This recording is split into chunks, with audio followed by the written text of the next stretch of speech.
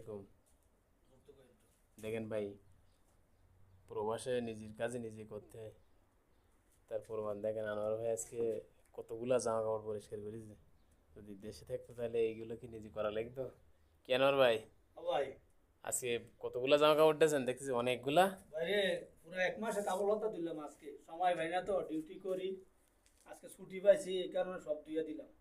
তাহলে প্রবাসে অনেক কষ্ট, নিজের কাজ নিজেরই করতে হয়। তো অনুভূতি কেমন লাগলো যে এতগুলা জামা কাপড় যদি বাড়ি থাকতেন আজকে? বাইরে বিয়া করছি মানে দেশ ছাইরা বিদেশ আইছি, মানে আমি থাকলে তো দেশে থাকলে তো এই কাপড় আমার ধুইতে হইতো না, সব তো আমার বউ ধুয়ে দিত। তখন আমি বুঝতে পারতেছি যে বউ যে কি জিনিস, বউ যে কত কষ্ট করে স্বামীর জন্য, এটা আমি বর্তমান অনুভব করতে পারতাছি। অনেক কাপড়, অনেক কাপড় পুরুষের দ্বারা হলে অনেক কষ্টদায়ক।